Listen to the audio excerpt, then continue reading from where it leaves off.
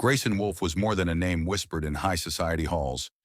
He was a fortress of ice and logic, a man sculpted by legacy and sharpened by discipline, with sapphire eyes that glinted like frost on glass, and a jawline so precise it could have been carved from stone. Every photograph of him looked like a silent warning. Don't get close. Heir to Wolfe and Hawthorne Luxury Group, Grayson wasn't just rich. He was untouchable, the kind of man who left no room for warmth or weakness. And in his world, love was nothing more than a liability dressed in perfume. While the media spun fantasies of secret affairs and hidden muses, the truth was quieter. Grayson had never even looked at a woman with more than fleeting indifference. He had dates, yes, to fulfill obligations, to pose beside during charity galas and brand launches, but his heart was a locked vault and no one had ever dared search for the key. But fate doesn't knock, it storms in.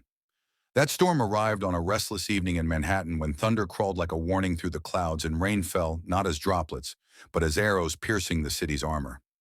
Grayson, leaving a meeting drenched in ruthless boardroom strategy, slid into the back of his Bentley with the same mechanical efficiency as always, his mind already orchestrating tomorrow's moves until the car jerked to a stop. A flicker of confusion passed through his eyes before they narrowed at the interruption. "Problem?" he asked curtly. "There's someone in the street," the driver said. Grayson looked up, and the moment he did, everything else vanished. There she stood, a girl draped in sorrow and rain, no umbrella, no protection, as if she had no place left to run. Lila Monroe, unaware of her audience, clutched a bouquet of waterlogged flowers against her chest, as though they held together the pieces of her crumbling soul. Her dress clung to her in the downpour, not suggestively, but like a second skin of grief. Her lips trembled with unsaid words. Her eyes, those hauntingly soft hazel eyes, flickered like candlelight begging not to go out. She wasn't polished or manicured or sculpted by fame. She was heartbreak in motion, a quiet kind of beauty that didn't scream for attention, but gripped it anyway. Their eyes met across fog glass, and time didn't slow. It split open. It wasn't love at first sight. It was recognition, like the soul inside him, long buried under steel and silence, suddenly remembered what it meant to ache. She didn't notice him. Not really, just gave a small shake of her head, as if fighting back tears. And Grayson, for the first time in his 32 years of mastery and control, felt something foreign clawing inside his chest. Helplessness. He didn't know her, didn't know why she was standing there at the mercy of a world that clearly hadn't been kind. But in that fractured instant, he needed to. Lila turned, and as she began to walk away, the petals of her ruined flowers scattered like soft resignations across the sidewalk, and something inside Grayson snapped, not out of desire, but something more ancient, more human. He rolled down the window, and the rain entered like a baptism. "Stop the car," he said, softer than he had ever spoken. The driver hesitated. Grayson never stopped for anyone. But he said it again, firmer this time, and before the car even halted, Grayson was out, his tailored shoes splashing into puddles as if the storm had rewritten his rulebook. He didn't care how foolish it looked, a millionaire stepping into the street for a girl he didn't know. All he knew was that she looked like someone who'd been waiting her whole life for someone to see her, and now he couldn't look away. She paused when she heard him behind her, unsure whether to flee or freeze. But when she turned around and their eyes collided again, she didn't run. And maybe that was the beginning, not of love, but of a story that would break them open and build them whole again.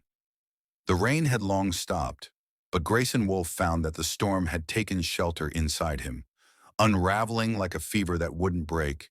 And as he stood alone in the silence of his penthouse overlooking a city that no longer soothed him, he realized that the girl in the storm hadn't just crossed his path.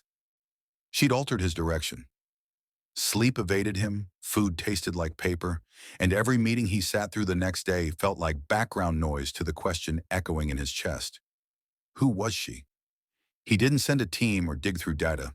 For once in his life, he followed instinct over strategy, heart over caution, and by late afternoon, his black Bentley eased to a stop near an aging flower shop tucked in a forgotten Brooklyn alley, its sign chipped, its windows fogged. But there she was, arranging blooms with the same gentle defiance that had stopped time the night before. Grayson watched her from across the street, noting how her fingers moved with purpose, how she smiled softly at a little girl who handed her coins with too much hesitation, and how she waved off the difference in price like kindness cost her nothing. When he finally stepped inside, the bell above the door jingled like an old secret being awakened, and Lila looked up, not startled, but curious, her expression unreadable. "You followed me," she said, not as an accusation, but as a statement too fragile to carry judgment. "I didn't mean to," Grayson replied, unsure why he suddenly sounded like a man confessing instead of conversing. She offered him coffee, cheap, instant, served in a cracked mug with faded sunflowers, and he drank it like it was laced with truth. They talked, not like strangers, but like people who had been unknowingly orbiting each other for years. Lila spoke of flowers and forgotten seasons, of scents tied to memories, and Grayson listened, not because he had to, but because it felt like each word she spoke peeled back a silence he'd worn for far too long. But beneath her warmth, Lila was constantly measuring him, folding back parts of herself like letters never meant to be sent. She laughed, yes, and teased him about being too uptight to handle soil, but her eyes flinched every time a truck backfired or a stranger lingered too long outside the door. Grayson noticed these things, the small tremors of a woman who lived like the past still had a key to her door. That night when he asked for her last name, she lied. Monroe wasn't hers, but it had kept her safe, so she wore it like armor lined with silk. What Grayson didn't know was that Lila wasn't just a florist with wounded poetry in her eyes. She was the only survivor of a financial scandal that had wiped out her father's company. A scandal orchestrated by men more dangerous than wolves, one of whom was now running for a Senate seat with clean hands and bloodied history. Grayson's world was all control and precision, but stepping into Lila's orbit made him feel raw, unguarded, and exposed in ways that boardrooms never prepared him for. Meanwhile, Lila watched him too, the way his gaze lingered not on her body, but on her silences. The way his fingers drummed nervously against the countertop like someone used to signing contracts, not sipping burnt coffee. The way he offered to help repot a stubborn fern and got dirt on his $1,000 shoes without complaint. He wasn't just a millionaire wrapped in suits and status. He was a man with shadows beneath his charm, with questions buried behind his quiet, and something in her heart tugged, not toward danger, but recognition. She didn't know why his presence unsettled her more than any of the threats she'd fled, but it did, because Grayson saw her, not the version she offered, but glimpses of the woman she thought she had buried beneath survival. And so, as the shop lights dimmed and he helped her close the shutters, their hands brushed, not with drama, but with the subtle ache of two people who didn't yet realize they were about to rewrite each other's stories. Outside, the sky turned indigo, and the street grew quiet, but neither of them moved to say goodbye, caught in the gravity of something both terrifying and tender. What neither of them knew was that the past, patient and cruel, was already circling, ready to test whether the fragile thing blooming between them could survive the storm yet to come.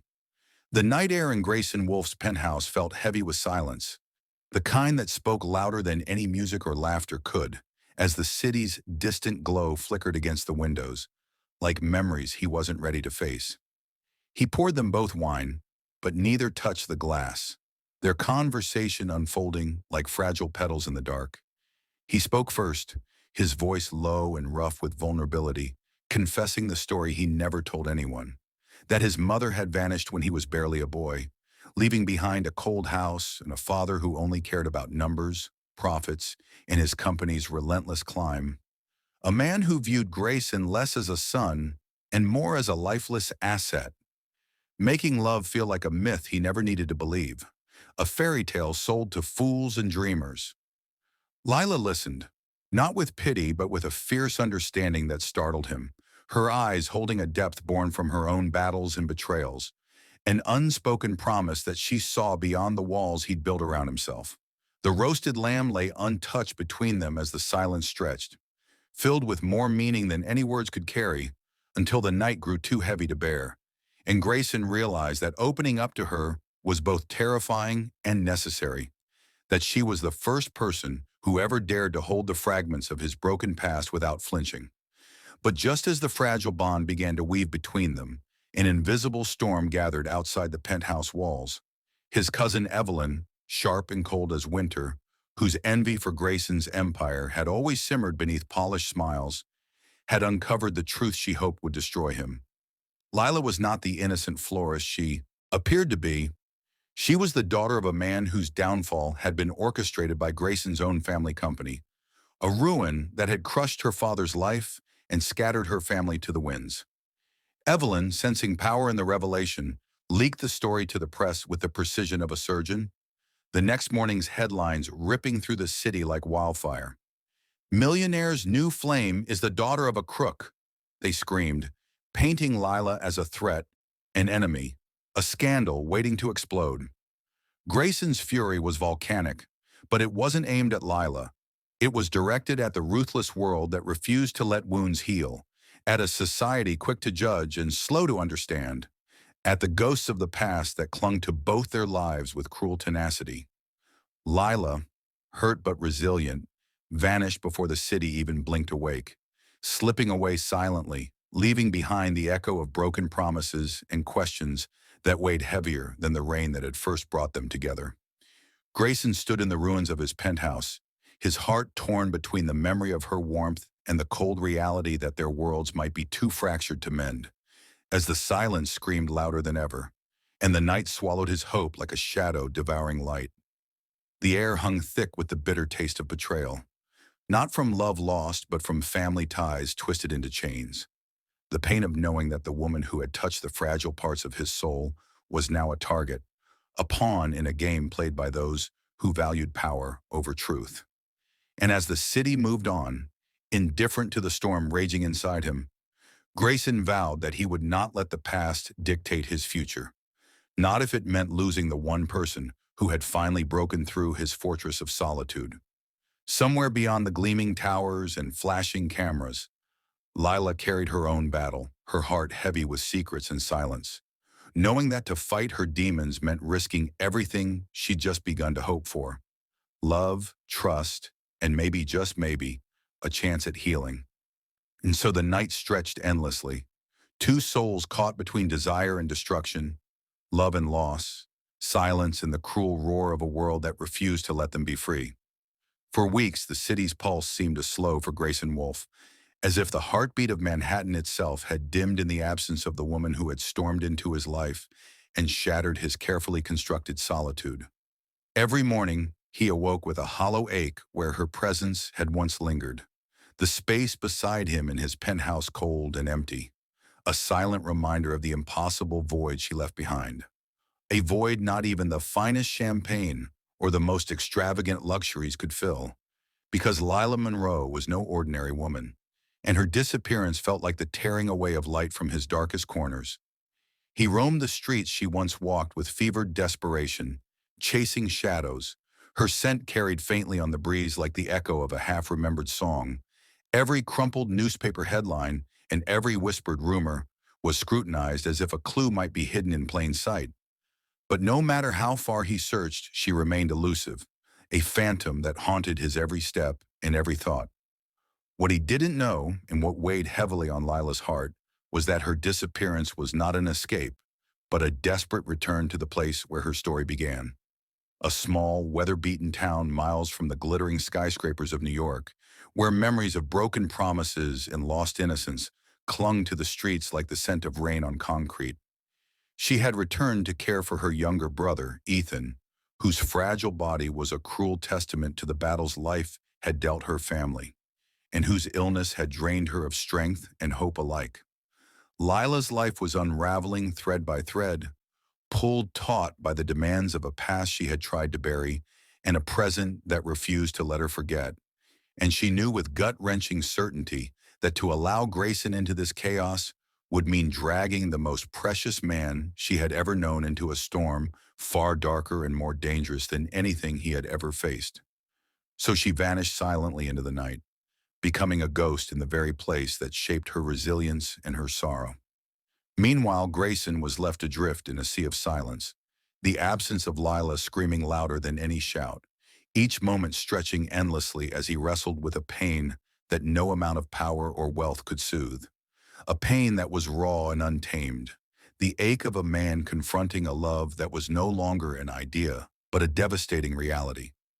His chest tightened with a suffocating weight, a war waged deep within his soul, where the cold armor of a ruthless businessman was shattered by the tender shards of heartbreak and desperate hope.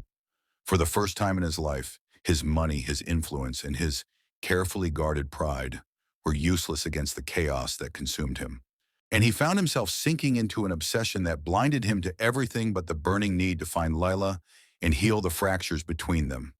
Nights were sleepless, filled with restless pacing and whispered prayers to a universe that seemed indifferent to his torment. Days blurred into a relentless search that took him from the heights of his skyscraper to the grimy alleys where whispered secrets and forgotten dreams lingered. And just when despair threatened to swallow him whole, an unexpected beacon pierced the darkness. An anonymous letter slipped beneath his penthouse door, simple and haunting in its message. If you truly care, come find me where it all started. Under the rain. Those words ignited a spark of fragile hope, a challenge that promised answers but also danger, as if Lila was reaching out from the edge of her world, daring him to cross the threshold into the storm of her past and the tangled web of secrets she had long buried. Grayson's heart pounded with a fierce urgency, every instinct screaming that this was the crossroads where love and pain collided, where silence spoke in thunderous roars and the truth waited patiently beneath the relentless rain. Without hesitation, he knew he would follow her into the shadows, into the unknown, for love had become his war and his salvation, and the only way forward was to face the ghosts that haunted both their souls. The city's rain began to fall, soft at first, then fierce and unforgiving, drumming a relentless rhythm on the windows and streets, mirroring the tempest raging within him as he prepared to dive headfirst into the storm, where every step would peel back layers of betrayal, sacrifice, and the raw, fragile beauty of two broken hearts trying desperately to find their way home. The streetlight flickered like a fragile heartbeat in the storm, casting silver ripples on the soaked pavement as Grayson stepped out of his Bentley, the rain immediately soaking through his designer suit. But the chill in the air couldn't compare to the storm raging inside his chest. Across the street, under that same broken lamp from weeks ago, Lila stood in a crimson coat that clung to her trembling frame, her eyes glistening not from the rain but from the weight of everything unsaid, her breath fogging the air between them like a question waiting for its answer. And in that moment, it wasn't the city behind them that mattered. It was this narrow stretch of street, this tiny patch of time where the past and present finally collided.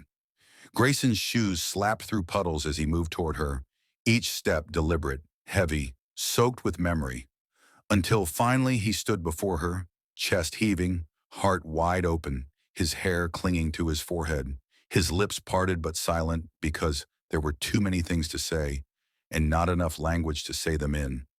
And then she spoke, so quietly it was almost a confession. "I'm sorry I left." And the words hung in the air like steam, fragile and evaporating. But Grayson didn't flinch.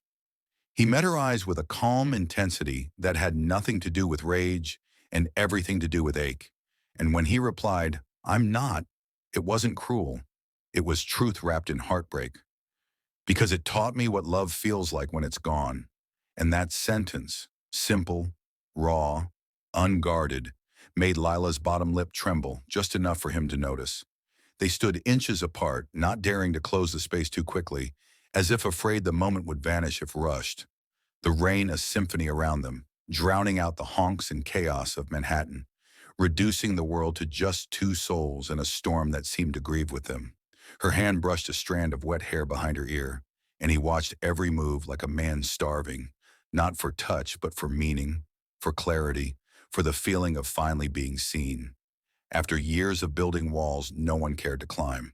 She looked up at him, and in her gaze there was no anger, no apology, just a fragile kind of understanding, the kind that people spend lifetimes chasing.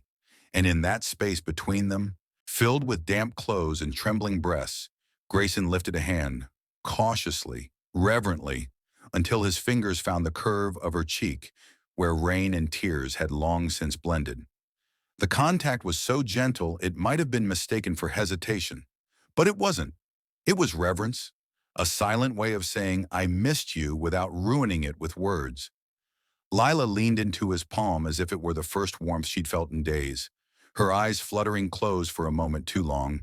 And when they opened again, something in her had softened, melted, broken in the best way possible. She didn't ask if he hated her, didn't beg to be understood, and he didn't demand answers or explanations. Their silence was the conversation, their pain the shared language. He moved closer until their foreheads touched, raindrops sliding between them, soaking their lashes, their brows, but neither of them cared. Because this closeness wasn't about fixing anything, it was about remembering everything. She exhaled shakily, her breath landing on his lips. And when their mouths finally met, it wasn't with hunger or heat, it was with devotion, with restraint, with a tenderness so deep it felt like a vow. Their kiss didn't demand, it listened, it cradled the shattered pieces of each other's souls and held them still. And though the city around them pulsed with life and noise, the moment was theirs alone, quiet, clean, whole. Her hands came up to his chest, not to push away but to anchor herself, feeling the rhythm of the heart she had once tried to forget and now couldn't bear to live without. And as the kiss broke, their noses brushed, their lips parted but remained close, as if afraid to let go of that gravity too quickly. They breathed together, deeply, synchronously, and though they said nothing, everything important was already spoken between their exhales. His hand stayed on her cheek, her fingers curled lightly into his soaked lapel, and time, cruel and relentless, paused in mercy just long enough for them to find peace in the eye of the storm. Neither moved away, neither cared about the drenched clothes, the ruined shoes, the headlines waiting to pounce. They only knew that whatever this was, it was real, and real was rare. And so they stood there, forehead to forehead, as the rain whispered stories around them. Stories of missed chances, of hard goodbyes, of painful truce and rare forgiveness. Until finally he pulled her into him, wrapping his arms around her like a lifeline, her head resting against his shoulder, her arms tightening around his waist. And in that embrace was everything they'd never said. Thank you for waiting. I'm sorry for running. I never stopped needing you. They stayed like that for minutes, maybe hours, the street lamp their only witness, the storm their only soundtrack as people passed by, umbrellas shielding them, but no one dared interrupt. Because some reunions deserve reverence, and this was one of them. When she finally pulled back, her face was calm, more serene than it had been in months, and she smiled. Not wide, not bright, but soft, honest, the kind of smile that heals rather than dazzles. And he returned it with the kind of gaze that promised he would never let her disappear again, not if he could help it. The night didn't promise happily ever afters or fairy tale endings, but it gave them this, a second chance, a clean start in the middle of a rainstorm, and sometimes that's the most love can offer, and more than most ever get. The warmth of the rain-kissed night had barely settled into memory when shadows crept back into their lives, cloaked in tailored suits and cruel intentions. Damian Cross arrived like a storm darker than any thundercloud, standing at Lila's doorstep with venom in his voice and arrogance in his smirk. The kind only men born into power could wear so effortlessly. He wasn't there for love, but control, a brutal reminder of the life Lila had escaped, the man she once promised forever to in exchange for silence and survival. The man who had helped bury her family beneath lawsuits and false accusations. Damien had returned to collect what he believed he still owned. Flashing court papers, inheritance threats, and the kind of blackmail that made Lila's skin crawl, claiming he had protected her once and now she owed him everything. But in that narrow hallway where ghosts seemed to breathe beside her, she stood tall, trembling but not breaking, refusing him again, not knowing that Grayson, her Grayson, was standing at the edge of the shadows, hearing only fragments of a story twisted by timing and silence, his heart sinking with every misunderstood word, every imagined betrayal. When Lila called Damien a mistake she never wanted to remember, Grayson heard allegiance instead of defiance. And when Damien smirked and said, "You'll come back to me. He won't love you when he finds out the truth." Grayson didn't wait to hear her reply. He walked away, rage and confusion swirling like fire behind his eyes, and by the time Lila turned around, the hallway was empty, and the air felt like grief itself.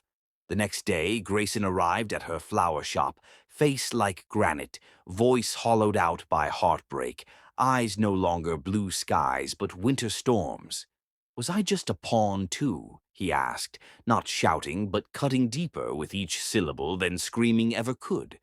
And though Lila tried to speak, to explain the years of pain she buried to protect her brother, the words fell between them like glass shattering, useless and sharp. "I gave up everything for you," she whispered, her voice a breath away from collapse. But he had already turned, already armored himself in silence and suspicion. The man she had loved under the rain replaced by the one the world once feared. The door shut behind him with finality, and Lila fell to her knees among rose petals and regrets, her tears soaking into the floor like confessions no one would ever read. And in that quiet, she realized something even crueler than betrayal. Sometimes the people who save you are also the ones most capable of destroying you when they forget why they loved you in the first place. Weeks slipped by like water through cupped hands, and Grayson Wolfe, once the most composed man in boardrooms and ballrooms, found himself crumbling under the weight of silence and misunderstanding. The skyscrapers that once made him feel powerful now felt like prisons, each floor a reminder of how far he'd risen and how much he'd lost. He moved through meetings like a ghost, his voice monotone, his eyes hollow, the sharp brilliance in his mind dulled by the memory of Lila's tears falling silently into the space he left between them. Each morning he stared into the mirror, adjusting ties that suddenly felt like nooses, dressing wounds no fabric could hide. The press moved on. The city never stopped, but inside him, there was stillness, aching stillness. Then, one morning, during a quarterly shareholder meeting he could barely endure, Grayson glanced at a confidential folder left open by accident. An internal report flagged for legal review. At first it seemed irrelevant, just another audit. But then he saw it, digital traces, account logs, email chains. Evelyn's fingerprints were all over them. She had coordinated the leak that outed Lila's identity, commissioned the article's release, and worse, wired money to Damien Cross's Cayman account weeks before his dramatic appearance. It wasn't a coincidence. It was a performance. Rage simmered in Grayson's veins, but so did something purer, relief. He hadn't misjudged Lila. He had failed to fight for her. The drive to Brooklyn was a blur of red lights and clenched fists, his heart pounding with every passing block until he reached the flower shop, only to find its shutters closed, the petals gone, and a for-lease sign taped to the dusty glass. Panic kicked in, but then instinct guided him to the place she had once mentioned in a whisper, her father's favorite spot by the riverbank. He found her there, kneeling on damp earth, a simple bouquet of white roses trembling in her hand as she laid them gently on her father's grave. She didn't turn when he approached. Her voice cracked the silence instead. "I wanted to be strong, for him, for me, for us. But every time I tried, someone used my past like a weapon." She stood slowly, brushing her fingers across the gravestone as if asking for forgiveness. Not from the dead, but from herself. Grayson moved closer, and for the first time in weeks, their eyes met. Not as strangers, not as shattered hearts, but as two souls still tethered beneath the wreckage.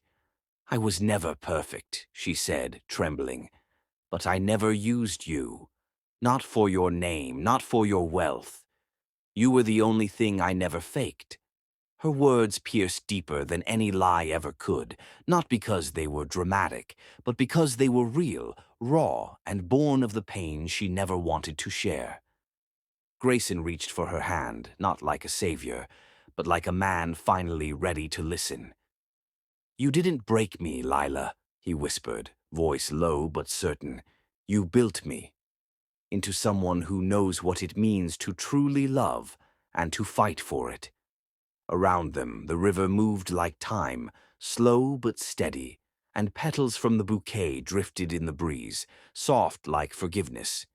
He didn't kneel, didn't offer diamonds or spectacle. He simply took her hand, held it against his heart, and said, "I don't want perfect. I want real. I want us." The tears she'd been holding back broke free, but this time they weren't mournful.